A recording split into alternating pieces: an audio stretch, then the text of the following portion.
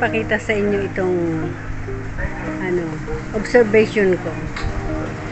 Lagi ko to kasing napapanood sa YouTube. Yung MSG. Tinry ko siya. Tignan nyo guys ang nangyari sa halaman. Lumaki yung mga dahon. Naglast masyado. Ito yung dating dahon pa niya. Maliliit. After 3 weeks ko siyang dinidilig ng MSG. Once a week ko lang siya diligin guys ng MSG. The rest water na. Tapos after 1 week didiligin ko ulit siya. Tingnan nyo guys. Lumaki yung mga dahon niya.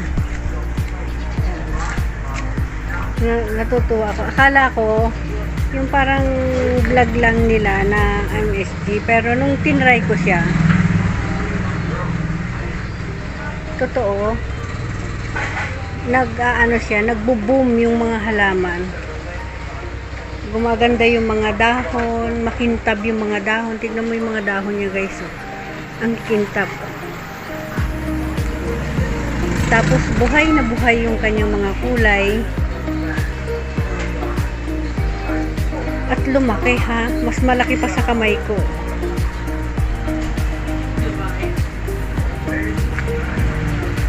Nakakatuwa.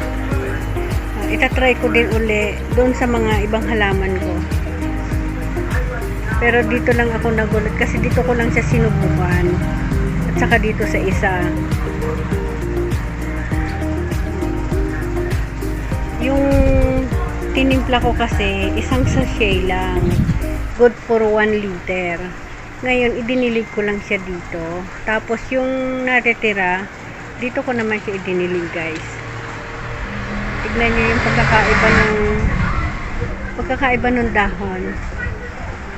Diba, yung mga dahon niya sa, 3 dahon niya sa baba, maliliit pa. Pero, yung sumunod na dahon niya na 2, ayan, tignan nyo, guys, kung gaano kalaki.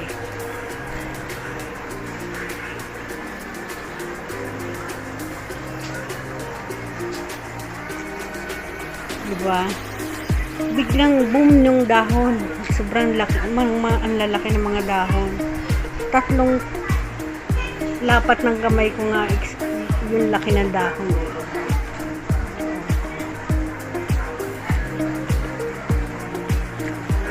Nakakatuwa. Nung nakita ko siya, araw-araw pinupuntahan ko, natutuwa ako, nakikita ko yung mga dahon niya, yung ang lalaki ng sibol.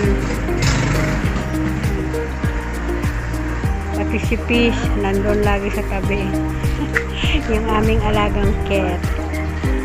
Kung nasaan ako, at laging hihigayan sa tabi. Kung ano yung ginagawa ko, nandyan lagi yan, nakahinga. Diba guys, nakakatuwa. Pero, hindi ko pa kasi alam ang epekto niya, bakit nag-boom. Pero, sabi nila kasi fertilizer, at the same time, insecticide.